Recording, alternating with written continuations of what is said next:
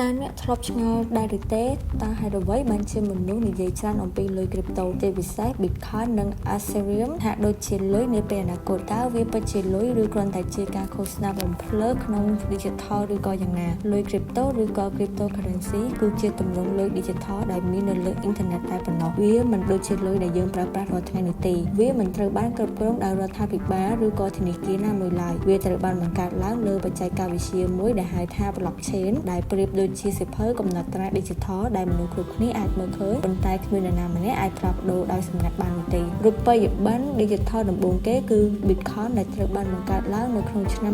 2009ដោយមនុស្សម្នាក់ដែលគេស្គាល់ថាជា Satoshi Nakamoto គំនិតនេះគឺសាមញ្ញប៉ុន្តែមានថាមពលនៅក្នុងការបង្កើតលុយឲ្យមានតម្លាភាពមានព្រំដែននិងគ្មានឈ្មោះកណ្ដាលគ្រប់គ្រងដូចជាធនាគារឡើយតើ Satoshi Nakamoto ជានរណាអត្តសញ្ញាណពិតរបស់គាត់មិនត្រូវបានគេស្គាល់នោះទេបើទោះបីជាមនុស្សផ្សេងគ្នាដែលប្រើប្រាស់ឈ្មោះនេះនៅពីក្រោយក៏ដោយឈ្មោះរបស់លោកគឺជនជាតិជប៉ុនហើយក៏ត្រូវបានគេសង្ស័យថាបុរសម្នាក់នេះបានរស់នៅក្នុងប្រទេសជប៉ុនផងដែរបើទោះបីជាយ៉ាងណាក៏ដោយមនុស្សជាច្រើនបានប៉ាន់ស្មានថាគាត់ជាអ្នកជំនាញផ្នែកទុននិងគ្រីបតូពីសហរដ្ឋអាមេរិកនិងអឺរ៉ុបផងដែរដូច្នេះតើវាមានដំណើរការយ៉ាងដូចម្តេចនៅពេលដែលអ្នកផ្ញើគ្រីបតូទៅនរណាម្នាក់ប្រតិបត្តិការរបស់អ្នកត្រូវបានកត់ត្រានៅក្នុងប្លុកបន្ទាប់មកកុំព្យូទ័ររាប់ពាន់គ្រឿងនៅជុំវិញពិភពលោកហៅថា Miner ឬក៏ Validator ពិនិត្យមើលការប្រតិបត្តិការនេះគឺពិតប្រាកដនិងត្រឹមត្រូវនៅពេលដែលបានផ្ទៀងផ្ទាត់រួចហើយក្នុងប្លុកនោះវាក៏ត្រូវបានបញ្ចូលបន្ថែមទៅកាន់ Blockchain ដែលធ្វើឲ្យវាមានការរក្សាទុកជាអចិន្ត្រៃយ៍និងស្ទើរតែមិនអាចដូរបាននោះហើយគឺជាមូលហេតុដែលគ្រីបតូត្រូវបានគេហៅថាវិមជ្ឈការឬក៏គ្មានក្រុមហ៊ុនឬក៏